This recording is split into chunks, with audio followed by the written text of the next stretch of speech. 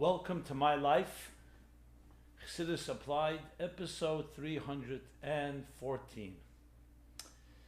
This program is in honor of Rivka Leah Jacobson upon her birthday on the 29th of Sivan, wishing her many long and healthy years filled with success and joy and nachas, lovingly dedicated by her husband, Yerachmiel, and family.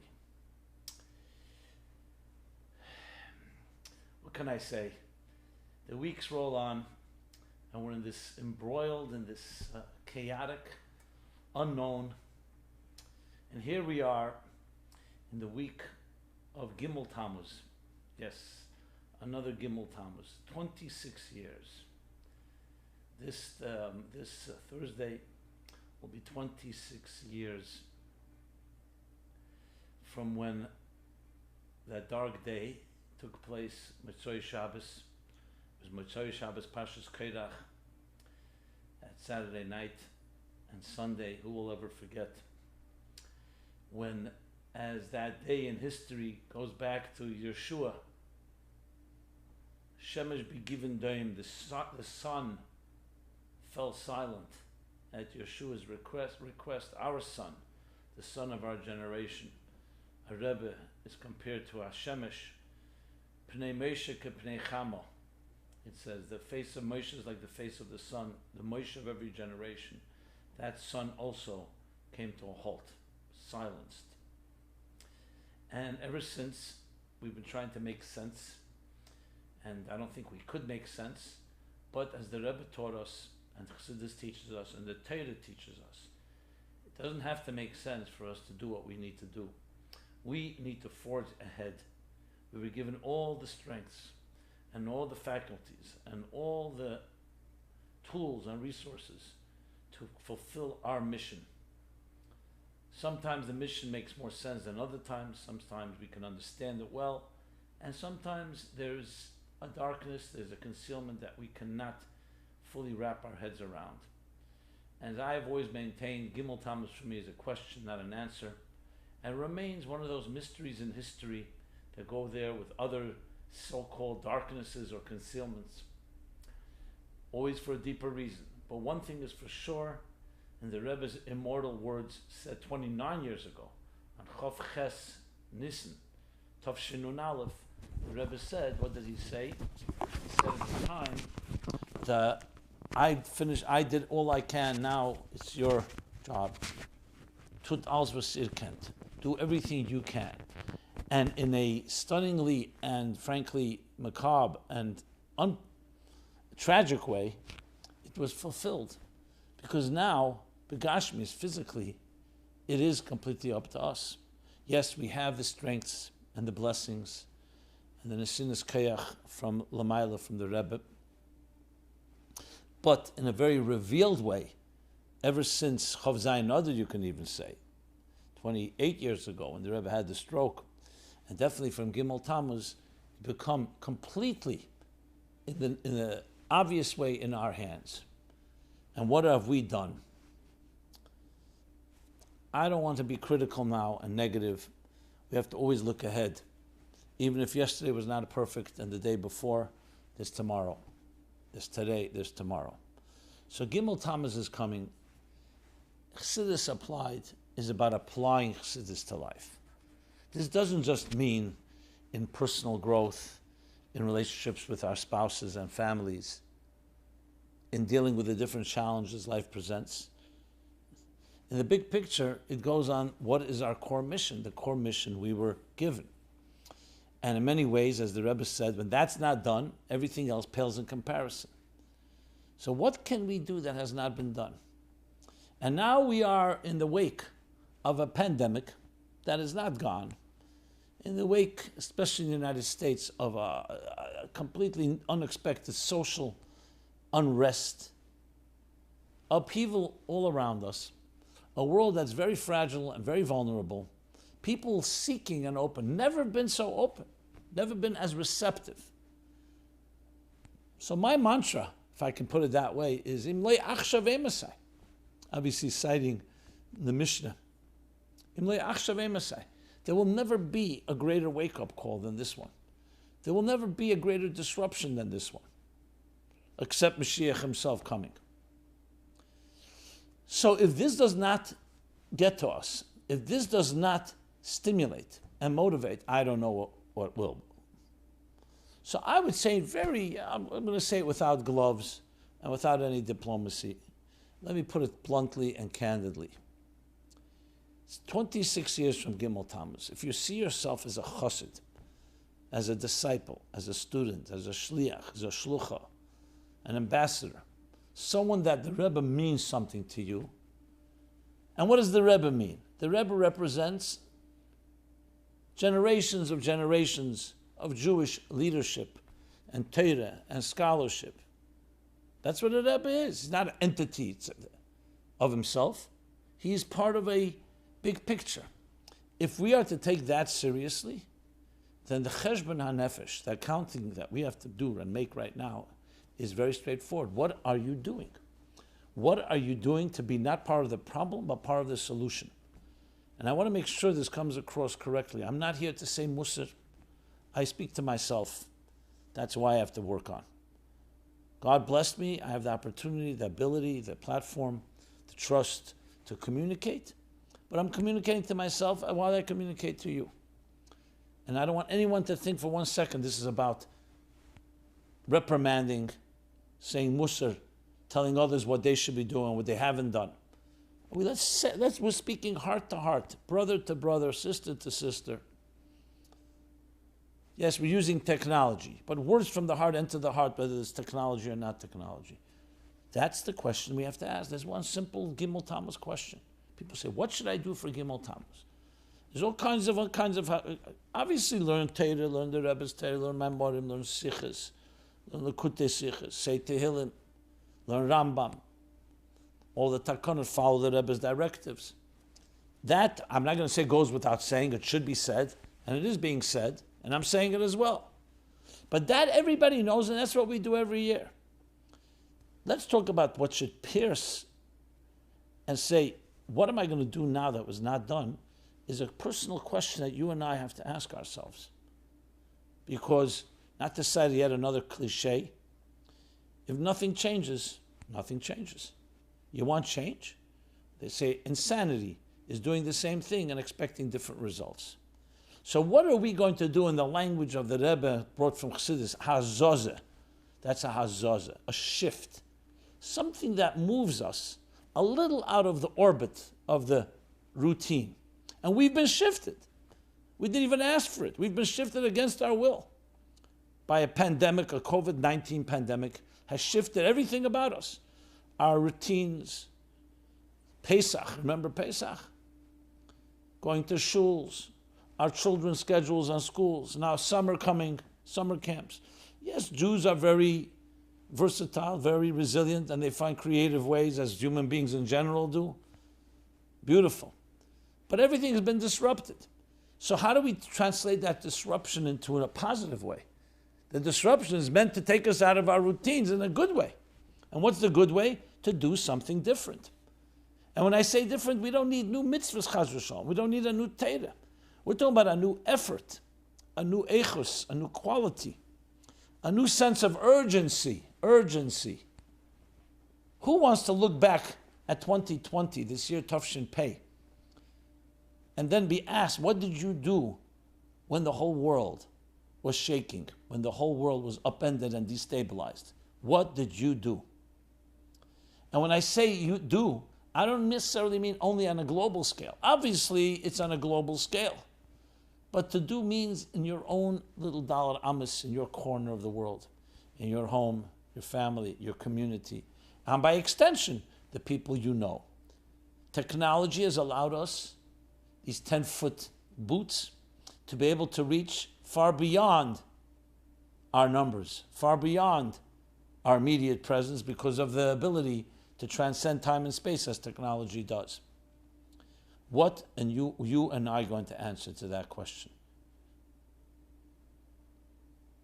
So my simple suggestion, heart to heart, is we don't have to wait till Thursday, till Gimmel Tammuz. We can begin right immediately. And what do we have to say? We have to say to ourselves, right now, the beginning of this week, say 26 years ago, my great and dear Rebbe, in some way or other, God chose and decided there has to be a certain level of concealment. You can call it whatever you like, but a concealment for sure. But his mission was not concealed. His legacy, his teachings, the call to us, do everything you can. Put your heads together. And we have to ask ourselves, as I said, we don't have to wait till Thursday. What am I doing right now? What can I do that I did not do before? And here's a simple answer. I'm going to go online. I'm going to send an email to, let's make it modest, to 500 new people. You want? Make it 5,000 new people. But begin something that you'll do. You want 50 new people, 10 new people, but new. I'm going to find 50 people, either through my friends and ask them to bring it to their friends. I would make it go 500, because that's a little, you have to push yourself a bit.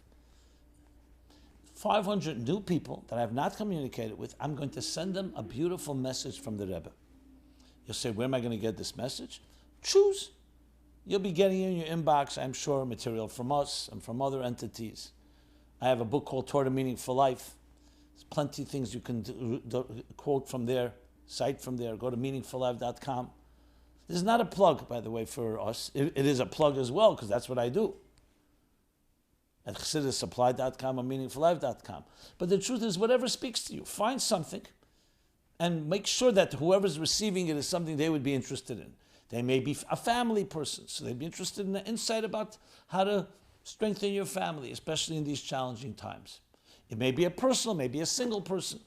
It may be an issue related to relationships. It may be an issue related to work. It may be an issue related to health. Who's not struggling in some way with one of these? And there's more. When I wrote Torah Meaning for Life, how did I develop what chapters to write? I asked the average person from all backgrounds. I said, what are the 30 most important topics in your life? Everybody has the same topics. It's just in different cycles of people's life span, different things interest them. So, body and soul, birth, childhood, education, youth, marriage, love, intimacy, fear and anxiety, work, health. Find something and send them this message. So above all, what you've done, you've already done in action.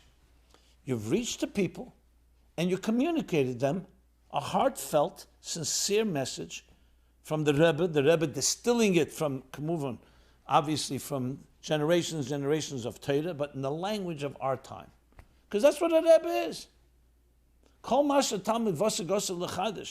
Everything that a good student, a diligent student, a dedicated student is mechadish, innovates. Moshe was given to Moshe at Sinai. What does that mean? How could there be a chidush and was given? Because the spirit of it, the methodology, the principles were given. But the application, like for example, did Moshe hear on Har Sinai how to address a COVID-19 pandemic or racial unrest? No, it didn't happen yet. But the principles, the ideas, are universal and timeless and can be applied to today. Make that commitment, and that's just a suggestion. You have a better suggestion? Do it. This is a suggestion I believe everybody can do. You don't have to recreate the content. All the effort you're going to have to make is to get those names. Emails, through WhatsApp, through other texting, social media, whatever platform. You can then go away saying, Rebbe, in preparation to Gimmel Tammuz, I reached 500 new people with a message from you. And obviously you should leave a return. They can contact you or a link. And you choose. The Mokim Shali Bechofes, the Gemara says, when there was asked, a student asked, where should I begin? He said, where your heart desires. That can mean where to study, but it also means where to begin the journey. Which part of the Torah to study. So find something that's Mokim Shali Bechofes, that speaks to you, resonates with you, and express that with words from the heart and say, I'd like to share with you something that has touched me. You're not preaching, we're not being condescending, we're not trying to recruit. We're simply sharing as you'd share with someone you love. I read something today, beautiful. Here, look at this. Who doesn't do that all the time? We're forwarding, we're sharing. Now imagine if 500 of us reached 500 new people. You tell me, add up the numbers. And if you can do something that everyone you reach, say, please share this with another few people. This is called the ripple effect, the Pu'ula Nimsheches. That was such a hallmark of the Rebbe's approach. Shliach is a shliach is a shliach. Not just to receive, make sure whoever receives from you becomes a giver in turn. People ask the question, the Rebbe's relevance to our lives today. Yeah, the physical relevance, when the Rebbe's physically not here, you're not going to be able to answer that one. But the spiritual relevance, the significance, the message. So to make it a little more broader, is Moshe Rabbeinu relevant today? Zichru Teiras Moshe Avdi. Is Torah relevant today? If Torah is relevant, then Moshe is relevant, the Rebbe is relevant, because they're embodiment and personification of Torah. Let's not forget, that's what it comes down to. I'll never forget the days after Gimmel Tammuz 26 years ago. A long story how it came about, but everything is divine providence. I ended up being Hey Tammuz, 2 days after Gimmel Tammuz, was Sunday. It was on Tuesday night. And I was both on two shows, two major national, international shows on TV, television. One was Charlie Rose on PBS, a longer interview. And there was another interview with a man called Larry King on CNN, Larry King Live. I remember Larry King, that was a short interview there, it's much punchier and very quick answers. Larry King asked me this question. And this was live TV. I was sitting in a room, you don't know human beings. The only thing you see is a camera. And you have to be trained to look at the camera as looking at a human being. If you're not used to it in the beginning, it's quite disconcerting. So I'm looking at this camera, it's moving about, it's moving and moving like almost like a robot. And he asked me this question. He says, I understand that people are very pained, the grief of losing the Rebbe.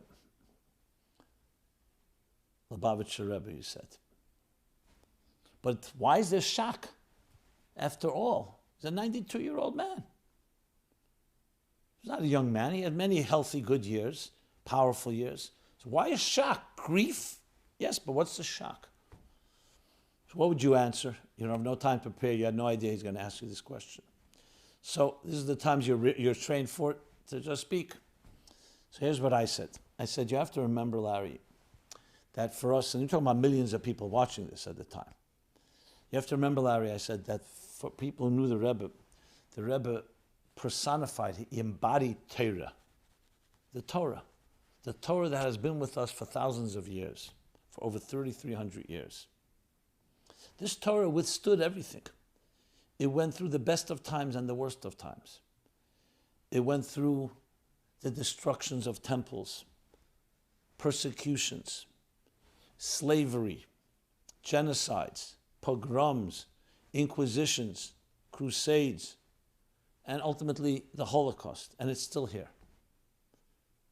Because there's an immortality to Torah. When a Rebbe who personifies Torah, you suddenly see mortality, touch immortality, it's more than just painful and sad. It's actually shocking. That was what I said. Now, some people would say that's pretty controversial. It was received well. You know why? Because anyone in communication will tell you, it's not what you say, it's how you say it. You could say the same thing in a way that people will say, this guy's nuts. I can't relate to him. This is a crackpot, a fanatic. Or, said the right way, you can say the most radical thing. Said the right way, in a pleasant way, and in a logical way, in language that people can relate to. The Rebbe says, it's not compromising the message. It's saying it in a way that the student can listen to it. That's a good teacher.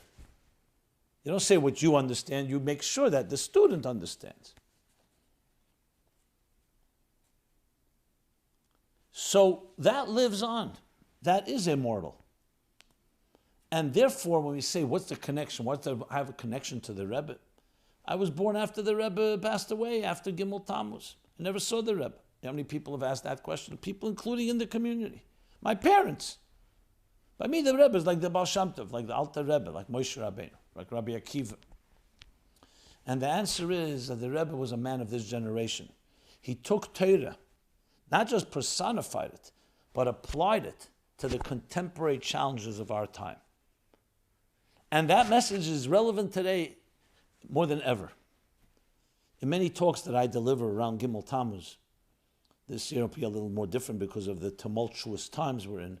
But I always tell the hosts, and I say, in my opinion, the best title is Revolutionary Principles that the Rebbe taught us. The first true 21st century leader. And immediately people say, what do you mean 21st century leader? The Rebbe in 1994 was Gimmel Tammuz. It was before the 21st century, 6 years before. I said, no, but his teachings, the Rebbe was a man ahead of his times, a visionary. His teachings can and will transform the 21st century. Teachings, whether it's about technology or whether it's about unrest that we're seeing right now. As a matter of fact, after 9/11, my book was republished, Toward a Meaningful Life. The publisher asked me to add a chapter. It was called Change and Upheaval. I just was looking at it the other day. It couldn't be more relevant than now. Change and upheaval. Because 9/11 was upheaval. Now the upheaval is cannot even comparable. And the Rebbe has plenty to say about upheaval, based again on Torah Chassidus. So we have with us a treasure of direction and guidance and strengths and empowerment to dealing with the challenges of our time now in 2020. And when you can express that and explain that, then the Rebbe is as relevant as ever. That is our Gimmel Tammuz mandate. What else if not that? The Rebbe said a few weeks before he had the stroke in 1992, he said that when a Rebbe has a stroke, those that listen to him have to be his mouthpiece and communicate. Like Moshe, Misam Pella Adam, who gives man a mouth to speak? It's God. As Chassidim, we have to be an extension, a mouthpiece of what the Rebbe taught. But not just to say it like a parrot, but to say it with the right words and the right feeling, the correct relevance. Because we know the people we're speaking to. That's the basis of my suggestion of what each of us can do for Gimmel Tammuz. Now, you don't want to use technology? Find another way to reach 500 people. It's just easy today, especially with all the Zooms going on between families and friends and communities. It doesn't take much. And if you can be innovative and find ways to reach even more than 500, or innovative in how to reach, and share that also with others, that I found a way, share that with your family. Right there, you can reach thousands and thousands of people. I would say tens of thousands have done right, and hundreds of thousands. And then where's the sky's the limit? It doesn't have a limit when there's a ripple effect. So any of you listening to this right now, and obviously I'm talking to the people listening. I can't be talking to someone who's not listening. That's a mathematical certainty. Anyone listening to this, please take it to heart and let's do something in that fashion. I assure you, you will be able to say to yourself on Gimmel Tammuz, I've done something. Have you done everything? The Rebbe always taught us, it's not waiting for perfection. What do they say? Perfect is the enemy of good. You end up doing nothing when you wait to do perfectly. How many times did the Rebbe say, publish something, there'll be mistakes, you'll publish a second edition with correcting the mistakes. Never stop action because I got to do it perfectly and I have to have it all planned out. Certain things need bigger plans, it's true. But what I'm describing, an individual effort that each of us, grassroots effort, absolutely doable. Absolutely. You have to do nothing except find names and press buttons. There's not even money involved in it. And you know what? If it costs a little money to do something, so fine, that'll be your contribution. I wish that all of us wouldn't just do this, but would share it with others. And that alone, I have no question, especially in our time, you do not know who's listening and how receptive they are, can make a radical difference. So the Rambam says, one ma'aseh echad, one action, one word, one thought can tip the scales and bring tshuva v'atzola to you, to bring redemption, a salvation and redemption to you and to the entire world, imagine 500 times. And this is also our answer to Korach. This is also the week of Parshas Korach. What did Korach challenge?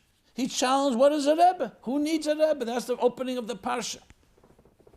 I remember back then, in Tafshin und Daled, when Gimmel Tammuz happened, Mitzvah Shabbos Parsha Korach, Yom Aleph of Parshas Chukas. I'm citing the way the Alter Rebbe, that Tzemach Tzedek describes the Alter Rebbe's Istalkus. He says, Mitzvah Shabbos Parsha Shmois, early Yom Aleph Parshas Ve'era. That's how the Tzemach Tzedek describes it, because it was also Mitzvah Shabbos. And the Rebbe says the fact that he wrote those two descriptions, could have written only one, tells you that it's relevant to the Alter Rebbe, and the Rebbe has whole sichas on this. In Shmois Ve'era, in the Parshas on Chov Dalet Tevis, I think it's in Chelik Chov Aleph, Chelik Tazayin, those two volumes, 16 and 21. What is Korach's taina? Madua tisnasu. Why are you suddenly lift yourself up above everybody? You and Adam. Why are you making yourself a Rebbe? Kol ha'edek deishim hem. The entire community, the entire congregation are sacred. And you don't find an answer in the whole Parsha. You find that he was wrong. You find Vayipal, that Moshe fell on his face until God made it clear who he wanted to choose. But it's true, Kol ha'edek deishim hem is a statement, is a true statement. So why do you need a Rebbe? So the Alter Rebbe, in an interesting letter, response, when the ministers arrested, when he was arrested before the Yutas Kislev Parsha. So they asked him to answer questions. He answered them in Hebrew, and they were translated into Russian. Recently, they were discovered. And he writes in a very balabatisha way, the need for a Rebbe. That's what they asked. What's your role? You're a Rebbe. Because obviously they were concerned that you're creating an authority, a hierarchy, that's replacing or instead of the king, the Tsar. So the Alter Rebbe writes that a human being is a negei b'davar. Each of us is subjective. As a subjective people, we can't always see our blind spots. So we need someone who's above the fray. An objective party, that's the role of a Rebbe, to serve as the objective one that helps us get beyond our egos and our self-interests to fulfill a higher purpose in life. That's briefly. So of course, everybody's holy. But we also have another side to us. We have self-interest. We could be blinded. We can be subjective.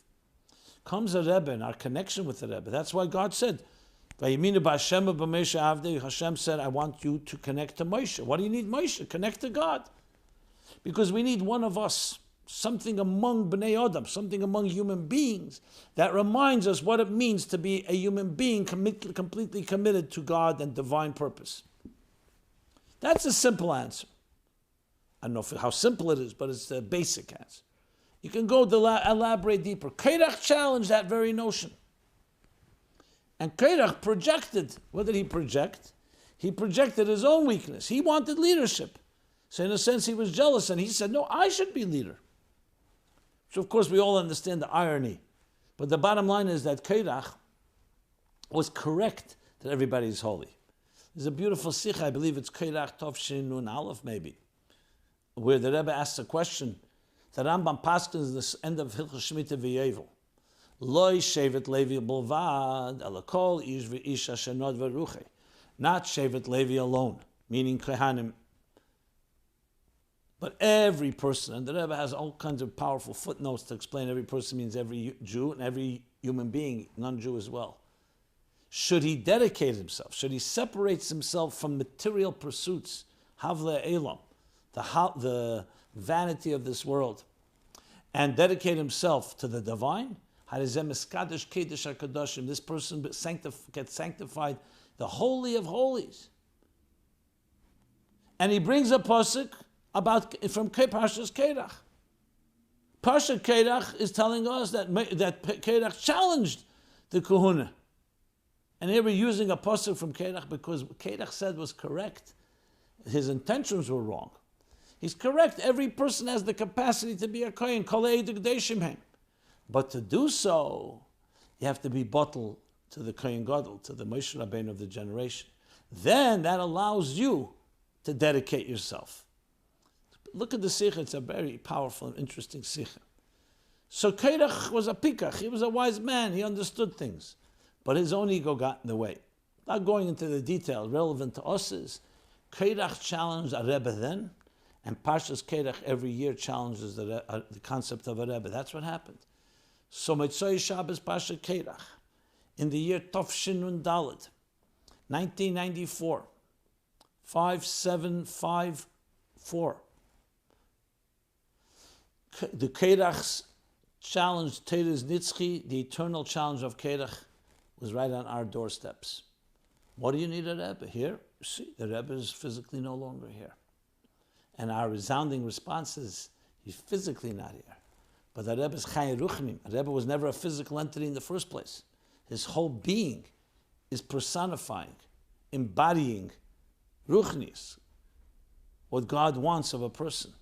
Isha Lakim, a person who serves 24/7 and lives up to channeling a transparent channel of what God wants a human being to be on this earth. And when we connect to that and we learn from that, which essentially means we become shluchim. We are emissaries of the Rebbe, who's a shliach of Hashem. So we all become transparent channels of channeling godliness into this world. And that lives on. So our response to Korach, yes, it's a nice statement, a nice question you're asking, powerful question. But the Kol Ha'eda is answering. Our Kedusha, we connect it, we reveal our Kedusha when we connect to our Rebbe, to our Moshe Rabbeinu. So it's apropos, because this week is a challenge of what a Rebbe is, and our response is equally powerful, more powerful, that no, the Rebbe lives on through us. And it's Yom Aleph of Parsha Chukas. That's how it was the first time, not this year. Chukas, what's Chukas? The beginning of the story of Tchis HaMesim, basically. There's Tumas Mes, Niskarkam upon Shal Moshe. Moshe trembled and was disturbed by the fact, death, separation of soul and body, but God provides the antidote. Mechatos, the antidote is take a parah aduma, a red heifer, and its ashes mixed with water. And the Rotze and Shuv, as the Alter Rebbe explains in Likutei Torah, that resurrects, brings back life. It heals from the pain and the separation of death and reconnects again to the divine, to Atam Advekim B'Hashem Alekechem Chayim Kulchem Hayim. So Korach and Chuk is directly related. On one hand, there's a challenge, but on the other hand, there's an antidote. There's a solution. And specifically in our times, a person who's in fetters, who's in prison, who's in a pit, cannot free himself. So we need more than ever that betochen and amunah, that faith and trust, and holding on, in the words of Rab Meir B'Premishlan, with all the disruptions in our lives and the unknowns, we more than ever need that iskashus, that when you're tied above, you don't fall below. You don't slip and fall. So if ever was needed, the message of the connection to Rebbe and Torah and Chassidus, it's now. It's now. Okay, with that, I want to address a bunch of questions that came in. Many are still addressing, obviously, the given events, the events on the ground in our times. But slowly, we are also, obviously, everything is connected to the human condition.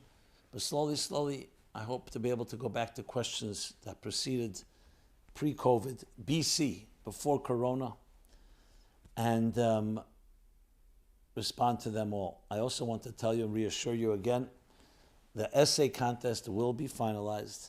I know you keep asking, but I assure you, and I have my word, Lineder, obviously, we always have to say, we will finalize it.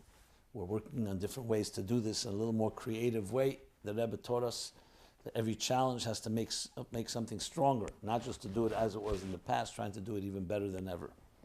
So stay tuned. Okay. One positive feedback I want to just read. I mean, I've got a lot of feedback, but something that stood out.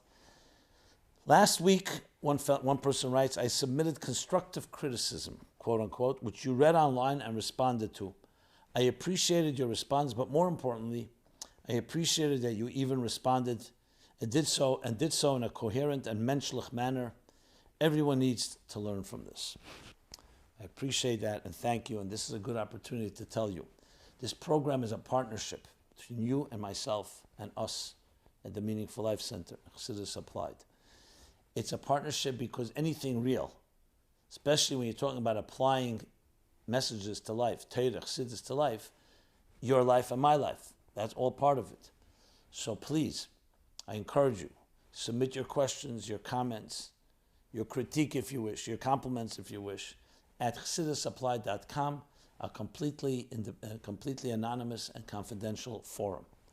There you can also find archives of all previous programs, as well as many other resources. I now do a Zoom daily class in Ayin Beis every day of the week except Shabbos, which you can just sign up to and join us any day. It's 9:30 a.m. New York time every day, and Sunday it's 10 a.m. So you can find all the information at chassidusapply.com. You can also find the essays, and as I said, other resources. Okay, that's a little housekeeping. As far as Gimmel Tammuz and Korach go, I do want to do cross-referencing because I just like to be thorough and complete. Obviously, we've talked about this in many of the previous years, so I'm referring you to episodes 19, 20, 22 through 24, 71, episode 67, 71, 72, 121, 167, 168, 216, 218, and 266. Okay, good. So now, being that there's unrest, there's COVID-19 issues, and more, let me address some questions, some follow-up, and hopefully can cover some more ground. And I really feel a responsibility to be able to respond to all questions that come in. Everything is registered, everything is read, and everything will be addressed. You just have to be patient with us and with me, and please, I would appreciate that. But we will address, so do not be perturbed in any way. Don't hesitate to write new questions. Someone wrote to me the other week, he says, I found a trick of the trade to get you to answer. It should be something connected to something you spoke about last week, or connected to something very relevant to our time. Well, it's not a secret, it's true. And the obvious reason, it's not any bias, is because it's trying to continue the topic that we're on, and something relevant now is most important, takes priority. That doesn't in any way minimize other questions, and many, many questions come in, trust me, that are not necessarily even relevant to particular challenges today. Overall, every question is valuable because it's coming from you. It's coming from your soul. It's a question that matters because you matter. God created you. So if you have a question, you have a dilemma, it's sacred and deserves all the dignity to be able to be addressed. And I take it very seriously, more serious than anything else. But time is time, so we have to try to balance the two. But I wanted you to know that. Should we be afraid of rising anti-Semitism in the present climate? Dear Rabbi Jacobson, Yesher Koach for your wonderful shiurim classes. I was wondering if it would be possible to discuss the worries about anti-Semitism, Rahman al-Islam, etc., and how to best overcome it. And he sent me a series of articles, this writer, of different people's challenges and issues they're having with this.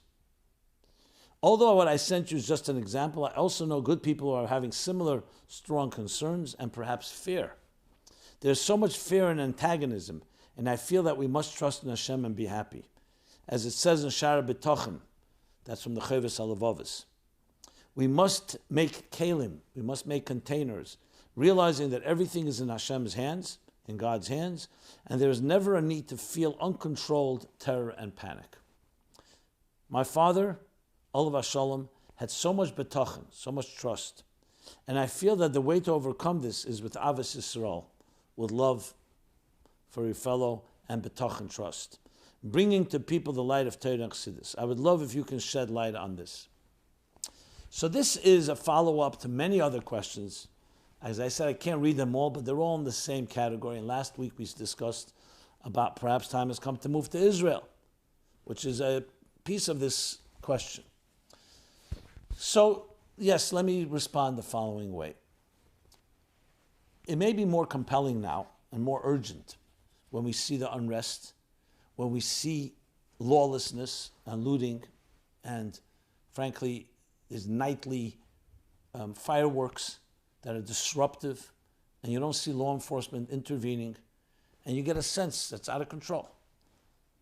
So, of course, the next question is, when are they going to start attacking, God forbid, I don't even want to mention, once you don't have law and order. So there is, from a seicheldika point of view, logical point of view, you can say there is, listen, we've been very confident, we've been very spoiled, but you know what, our history tells us things sometimes turn the wrong way, wrong direction. Well, the answers to this is the following. First and foremost, yes, God runs the world. Bitachon is necessary at all times, and including at times like this. This doesn't mean we should not be prudent. You lock your doors, you do whatever it takes from a point of view of protection. That's a given. And if you indeed feel, and it shouldn't come from weakness and fear, that hashgacha pratis and discussing it with your mashpia and your mentors and friends and so on, there's time to make a move, just do it prudently and do it with deliberation, not out of panic and not out of desperation. Most things are not good results when you come out of desperation. As a matter of fact, last night I did a program, Should I Move? You could look on ChassidusApply.com and you'll find the links. Should I move? It's a question people are asking. But I want to address it into the lens of this particular questioner, which we all have. So the answer is that we have to do whatever we can. But bitachon is vital. I remember the dark times in Crown Heights in the 60s when the whites were running and there were the riots and a lot of unrest and a lot of unfortunate tragedy. I remember the Rebbe's response then was, we do not run. We don't run. That's not the approach. And the same thing in Israel when they were under attack. During the 6-Day War, the wars, later the Intifada. South Africa, when they were going through their unrest. And a third of that country, Jewish population left, if not more. And the Rebbe said no. And quoting Siman Shin Chavtes and quoting other sources, all based on the same idea. There's a God that protects us. And wherever you go, you're going to find some danger till Mashiach comes. At the same time, we see clearly people have moved, people have made moves. But to be driven by a fear and be trembling that anti-Semitism is on the rise and be fearful, that's never a healthy approach. Particularly, I should add, that the Rebbe told us that we are al-saf ha'geula, we're on the threshold of geula, and said there will not be, God forbid, another Holocaust. I don't even open our mouths to say that. And that we have gone through everything, and we're at the end of the Birudim. You say, but what about this that's going on? The Rebbe made it clear, Purim Tavshem Mem Zayin, that Isbaru v'Yislab Nadvarim, at the end of the process, there's going to be, it's like when you are in a schwitzbad and you're getting your pores cleaned, the last parts of the toxins come oozing out as we get closer. So there's still work to be done. And this is all becoming revealed. But never was there, this is turning bad, and let's run. How can you build that type of bitachon? You have to be around people who have bitachon and trust. Learning Shara Bitachon in Chivas Levavis is a good idea. Learning the sichos of the Rebbe, connecting. And above all, being mashpia, not to be sitting and worrying and listening and being reactive to all the naysayers and all the doom and gloom that's being shared. When you're positive, I'm on a mission now. I'm on a mission to bring the Geula. I'm on a mission to reach people. Gimmel Tammuz is coming. I'm going to reach people with Torah, Chassidus. That positive attitude, that alone pushes away fears and darkness. So we go back to all the challenges that we have when we feel less trust, les betochen, and we're worried. Not to be worried. Do what you have to do, but the worry and anxiety and fear is not in our lexicon. So no, we should not be afraid. We should be practical, we should be prudent, and we should do what we're told to do. And God will help that. When we do that, it'll be the breakthrough, and this will end. And yes, the unrest will end as well, and the lawlessness will end, and we'll come to a world that will be total peace and total harmony. What mitzvah can we do to counter all the violent protests? Hello, Rebbe Jacobson. Many thanks for your ongoing podcast. I should also say these programs are all podcasts, which means you can download it as a podcast. As a matter of fact, more people listen through podcasts than through the YouTube and through the video. So you can do that as well when you go to the programs online. So here's the person asking, what good specific mitzvah can we do to counter all the violent protest and defund police movement? Now that's a very good question. Well, before we get to a specific mitzvah, let's just talk about what we should be doing. We must have moral clarity all the time. We must know how to speak about it, how to understand it, because it's so easy to get confused. Do the blacks have a legitimate right? Were they discriminated against? George Floyd was killed in an inhumane way. It gets very confusing, and you sometimes don't know what's right and what's wrong. So the first thing is you must get clarity. What's wrong is wrong, and what's right is right. And there's no justification for any violence, even response to violence. It's not the way. We have a Torah. So the first mitzvah you can do, quote unquote, is getting clarity and not being confused, knowing what to answer, and not suddenly buying into someone's politicization and agenda-oriented goals based on all this crisis.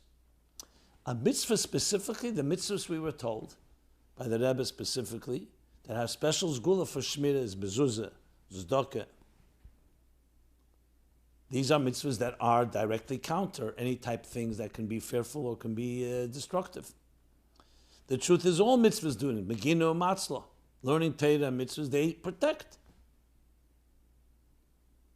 So that's what comes to mind when talking about this. Okay. Let's do a follow-up about what is our attitude to racism, including the question, is dark skin color a result of a punishment? So I refer you, first of all, the general topic of racism I spoke about in episode 59, long before this whole parsha, before this chapter. Hello, Rabbi Jacobson. In your last episode, 313, you asked for someone to bring a source that Kushim is people come from the country of Kush, sometimes referred to as blacks, referred to today's black community. Can we say the Kushim of Amol, I'll explain in a moment. The following material is some of the things I was able to find. I'm sharing it with you. I would appreciate an explanation how to reconcile these different sources with today's highly charged political climate. Thank you. As you can see, there's lots to be said here. Please help understand. Okay, thank you. Good.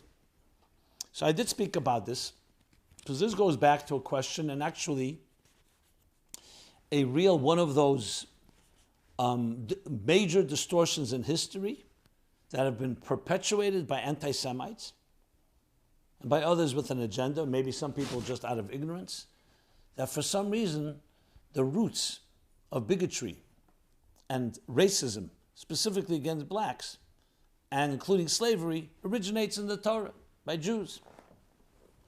And people have written books on this topic, how it originates from the curse of Cham, the third son, the son of Noach.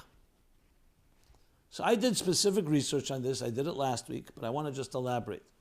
So now I've seen some people Torah people write essays on this topic.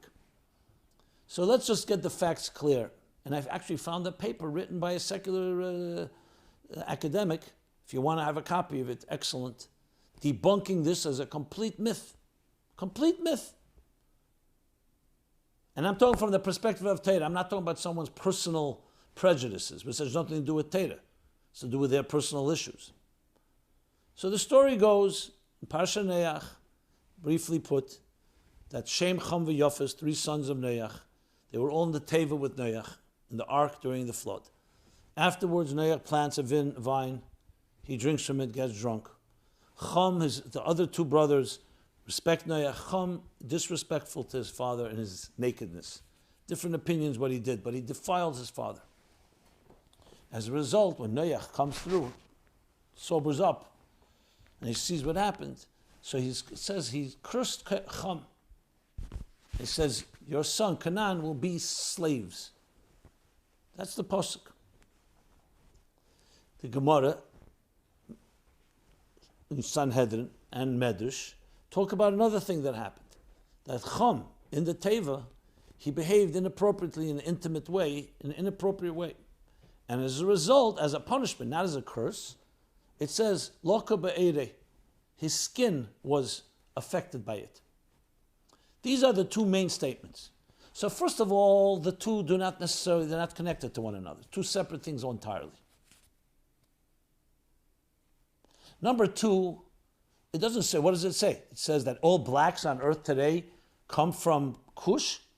That's what Rashi says in Sanhedrin. What does he say? He says that his son was Cush, which means, Loka be'ere, but Pashtus literally means skin became darkened.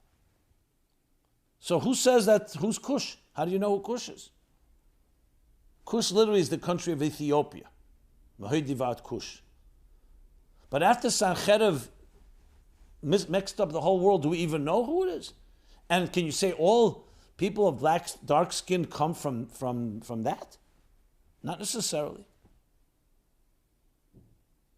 And do we even know if that was a lasting thing?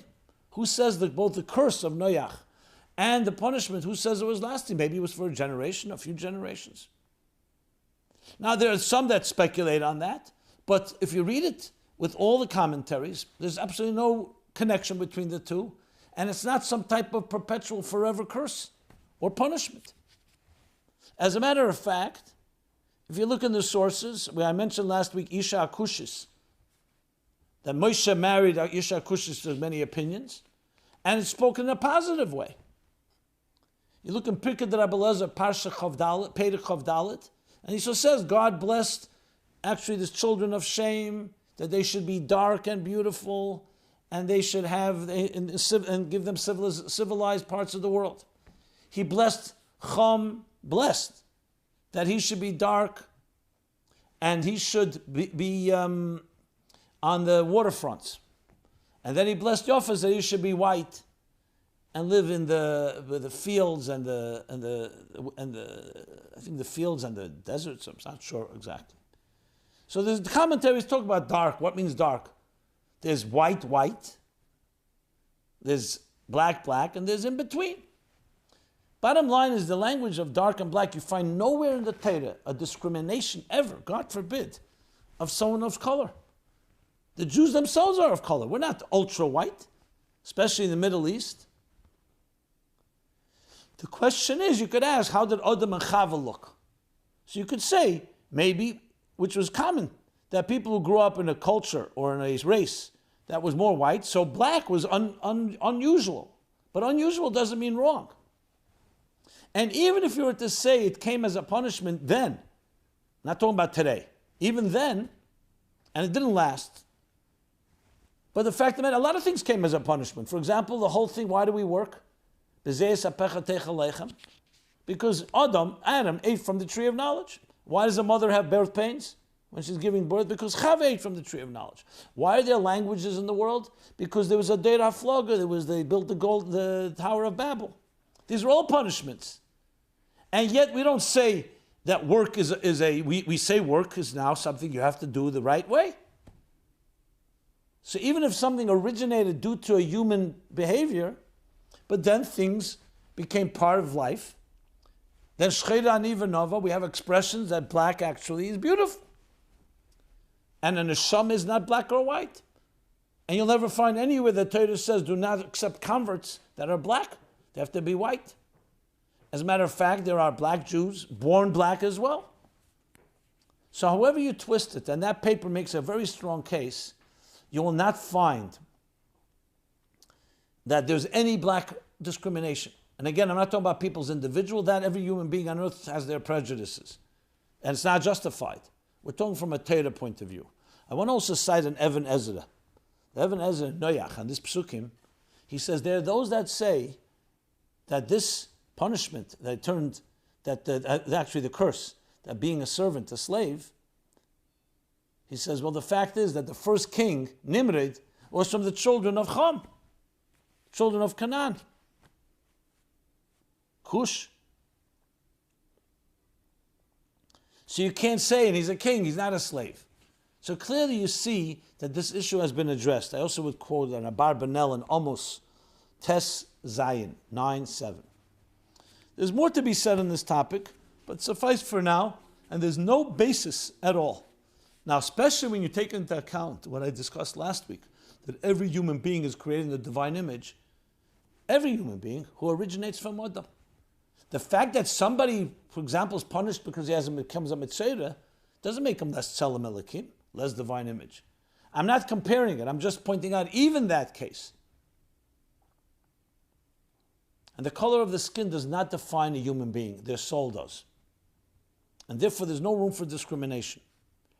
Now, if somebody has their own issues, it's their own issues.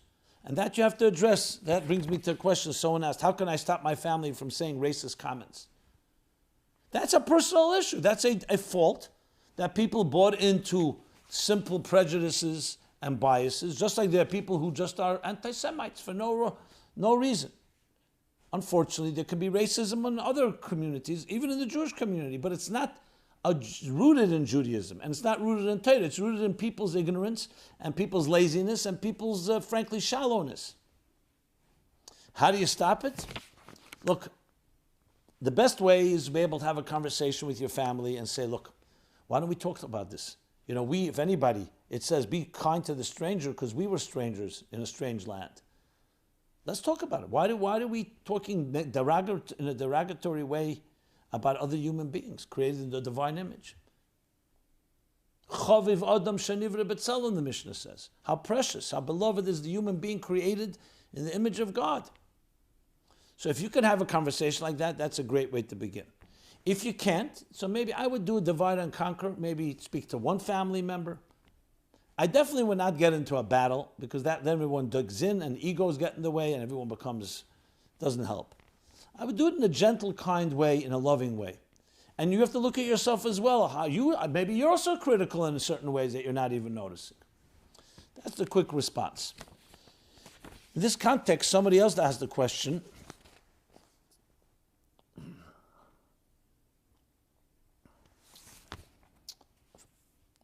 Hi, Rabbi Jacobson. Thank you so much for your classes. I love the straightforwardness and clarity, not wavering from Torah and the Rebbe's approach.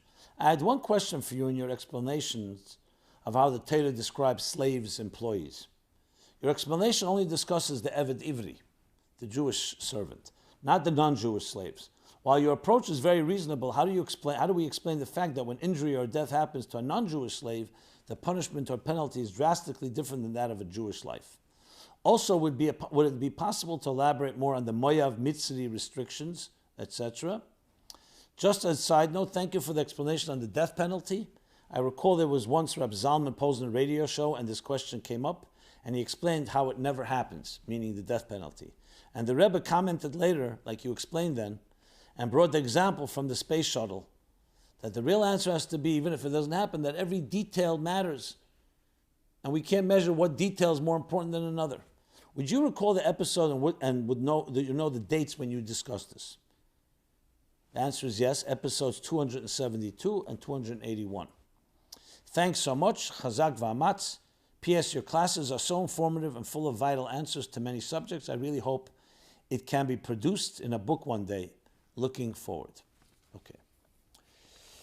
Yes, there are different halachas, not just about servants, and I'm specifically using the word servant, not slave. The concept of slave as we know it, where a master can do whatever he wants with another, is absolutely not existent in the Torah. There's no such thing. You can't even treat an animal any way you like. These are creatures of God, and especially a human being. So if you look at the halachas, you'll see there's all that basis. It is true that if somebody sold themselves or in some way they are now doing for you a service and you are protecting them or providing them with with sustenance and with shelter and with other things, which is a form of a barter, that there is, yes, they may have given up certain rights to serve you, but there has to be a humaneness to it that you'd be surprised how humane. Even when Jews go to war and they capture captives, a defensive war, they have rules. You cannot do whatever you want. It just does not exist in Torah's Chesed. So whether it's a Jewish servant or a non-Jewish servant, there are limits. Are there differences? Yes, there's also differences between, for example, ribus, giving someone a loan on interest. With a Jew, you're not supposed to. With a non-Jew, it's a mitzvah. And the answer is not because we're taking advantage of them, because ribus, as the Rebbe once explained, is a logical thing. What's wrong? If I buy a product for $10, I sell it to you for $15, $12. Is there anything unethical? No. I have to make a living, so I make the $2. Obviously, price gouging or other types of ways are unethical. So what's wrong with me saying, you want cash, I'll give you a loan of $10, but I want back $12. It's normal. There's nothing unethical, but it's achicha. But if it's your brother, meaning your own family, someone from your own Jewish community, you have to go beyond the letter of the law. So here the halacha is lefnim mishum sadin, that you don't take ribus. But someone who's not your family, why not? It's a legitimate thing. You're not, God forbid, doing anything wrong. So there's some higher standards when you're dealing with, like chayecha kaidmin, with someone that for your own life or the life of close ones. But never, God forbid, is a result of a discrimination against any human being. It simply is not correct. That culturally that evolved, especially you can imagine Jews who've suffered greatly, became on the defense, and they saw non-Jews being a threat to them for legitimate reasons. So you could imagine that a certain defensiveness has been built up culturally. But our challenge is to not allow ourselves to be affected by that. We have to look how the Torah looks. Now, a criminal is a criminal, and there are ways to deal with a criminal, sometimes severe ways, because it's protecting the innocent. Whether the criminal is a Jew or non-Jew, there are rules. But overall, the humanity, the Torah's chesed, there's no way the Torah could say to do something that's not kind and loving and compassionate. And I've talked about this topic many times, but suffice it to say for now that there's nothing in the Torah that you're going to find that contradicts the humanity that we have to treat all people who are created in the divine image. There are guidelines and rules, and there are times where there are rules that may seem that a person has given up some of their rights, but it's not all of their rights, first of all. And second of all, the concept of slavery as we know it today, no. When you look in Pasha Mishpatim and you read all the commentaries and the halachas, no, there was servants. There's servants today too. There are people who are doormen. There are people who are taxi drivers, chauffeurs, cleaning people. Are they mistreated? Well, many times they are. And in history they have been mistreated. The Torah never allows you to mistreat anyone. Even if they're not on your caliber, even if you're paying them, even if they'll take the abuse. We cannot abuse another human being. And that's a fundamental core principle that is inarguable. And therefore, if you find somewhere an exception, as I discussed last week, it's something missing. Either we don't understand what it says in the Torah, or the situation on the ground is not the way not accurate, or something wrong with it. That's the general picture about that. Okay. Oh boy, time flies. I wanted to cover a lot more. Let me deal with, let me see here.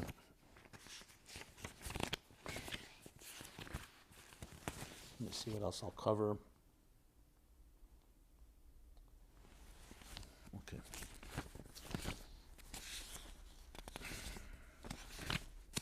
How do we solve a rift in our community and synagogue about social distancing?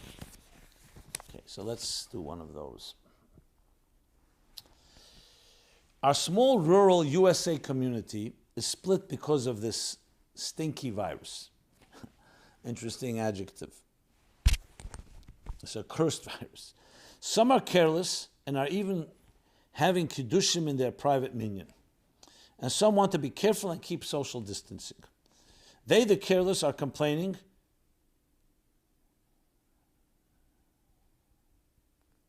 if we're not davening with a minyan in shul, that's keeping social distancing. Leave us alone. So I'm asking, this person writes, then why should we pay membership? What would you suggest to solve this rift? Okay. Well, this issue was compelling a while back. It's still compelling in many ways, because even as some shuls opening, there are kinds of limitations regarding Kiddush and so on. Like any rift, I think we have to get beyond our personal choices and our personal interests and comforts. We have a Torah, we have Chassidus. The Torah Chassidus says that number one is you have to always be respectful to another human being, even if you don't agree with them. You have to be able to listen to them, hear what they have to say. To me, immediately when I read this, it sounds to me, can you guys even talk to each other? It sounds like not. Everybody's dug in, and people have their egos and their positions and their pride. So the first thing is try to create a decent civil conversation. Maybe not in a group, because some people are more hot-headed and harder to talk to. If you can find someone that represents someone from this side of the aisle and someone from the other side, and have an ability to just rise to the occasion and just talk civilly, decently, that's a good beginning. Because if they can come to terms, maybe they can then bring it to the others. The second thing the Torah tells us, that there's a God in this world. And the God told us what to do when there's danger. Even suffolk, even a drop of a doubt, you must listen to what doctors say. It is more powerful, life, than your minyan and aliyah, and definitely Kiddush. Now you'll say, well, who we know what the doctors are saying, they're politicized, everyone's saying something else, there's no clarity. That's why we need to be intelligent people. If it's a community, let's sit down and say, let's weigh all the factors. Now there are going to be some people who are more cautious, I don't want to say paranoid, but more cautious, and some a little less. That's why you come to terms when you're a community. I don't know the details, I don't know who's involved. I don't know if it's gotten to a point where you just like to a point of no return. That's what happens with machlekes. But I have to believe, and I want to believe, there's always hope. If you have some level-headed people, especially if you need, bring in a third party who's completely not a negay b'davar, is not subjective, review the issues, review the health issues, as the local doctors, as the local rabbi, and come to some compromise. Remember, not everyone has to go to shul. You don't have to go. Should there be a Kiddush in shul? Today, many are saying not yet. If some communities where everybody says yes, then discuss it. But if everyone's saying no and some people just want to have it, as a rabbi, as a sin, you have to be responsible. And you have to think about everybody. My point here is I don't have a press button solution here and it'll solve all your problems. I'm suggesting Torah Chassidic ways how you resolve issues. You step back, try to discuss it in a humble way, without arrogance, without arguing, without yelling. And you listen to what the Torah says. And you know what? If it's a suffix, maybe better to be more cautious. It's a doubt. You're not sure. Why do we have to put anything at risk? And cautious doesn't mean that you're overly afraid or terrified. It means you're being prudent. The different people we have to think about, not just ourselves. And I can ask anyone who tells me, when can I go back to shul? I said, let me ask you, want to go to shul and to your Kiddush because God wants you to go or because you want to go? And some chuckle and say, well, maybe both. If you want to do what God wants to do, then you do what God wants to do. It's not always what you want. It's clearly the pandemic is not something we wanted. Nobody wanted to stay home. Nobody wanted to be quarantined. We'd have loved to continue. But that was not meant to be. Question is now where we are now, what we could do, what we shouldn't do, and so on. Okay. With that, I'm going to conclude. Even though there's more questions and I thought I could cover more, well, that's life. So, my friends, it's a week I always, it's very personal for me and I'm sure for all of you. Gimmel Tammuz. No, I wouldn't be who I am or not for the Rebbe, for his teachings, for his commitment, for that relentless pursuit of doing everything possible to change this world and bring Mashiach. And it's affected and transformed my life. So when I think about Gimmel Tammuz, I think about the mission. What is the mission that has changed my life? And each of us have to think that way. What is the mission? Why you were sent to this world? The Rebbe was sent to this world by God as a gift to teach us, like a good leader, what the mission of this generation is. And that's what the Rebbe did. First, Maimer Basel Lagani. We have to ask ourselves now, are we fulfilling that mission? What are we doing unique, individualistic to us, that's customized to you, not to someone else, customized to you to advance that mission, make it grow, expand, reach more people, quantitatively, qualitatively?